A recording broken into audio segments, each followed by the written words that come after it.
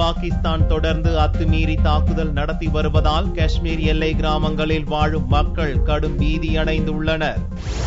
ஜம்மு காஷ்மீர் எல்லையில் அமைந்துள்ள இந்திய ராணுவ முகாம்கள் மீது பாகிஸ்தானிய ராணுவத்தினர் தொடர்ந்து தாக்குதல் நடத்தி வருகின்றனர். இந்திய ராணுவமும் பதிலடி கொடுத்து வருகிறது. இந்த சண்டையால் எல்லையோர கிராமங்களில் வசிக்கும் 40,000க்கும் மேற்பட்ட மக்களின் வாழ்க்கை கேள்விக்குறியாகி இருக்கிறது.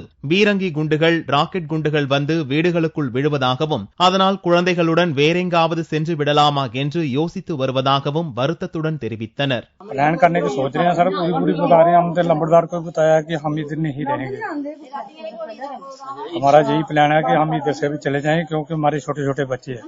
இரு தரப்புக்கும் தொடர்ந்து சண்டை நடப்பதால் பள்ளிக்கு வரக்கூட மாணவ மாணவிகள் அஞ்சுவதாக ஆசிரியர் கூறுகிறார். और ये हमारा स्कूल जहाँ से लगभग 100 मीटर की दूरी पर है, जहाँ से पाकिस्तान की फायरिंग आती है और इतनी हैवी फायरिंग है कि ये स्कूल तो अनसेफ है ही है और सभी लोग जहां गांव के वो भी अनसेफ हैं. காஷ்மீர் அரசும் மத்திய அரசும் உரிய நடவடிக்கைகளை மேற்கொண்டு சண்டைக்கு முற்றுப்புள்ளி வைக்க வேண்டும் எனவும் அப்போதுதான் தாங்கள் நிம்மதியாக வாழ முடியும் என்றும் கிராமவாசிகள் வேண்டுகோள் விடுக்கின்றனர். எல்லையில் கடந்த 10 நாட்களில் பாகிஸ்தானிய ராணுவத்தினர் நடத்திய தாக்குதலில் PSF வீரர்கள் 2 இறந்துள்ளனர். ராணுவ வீரர்கள் மட்டுமின்றி சில கிராமவாசிகளும் காயமடைந்துள்ளனர் என்பது குறிப்பிடத்தக்கது.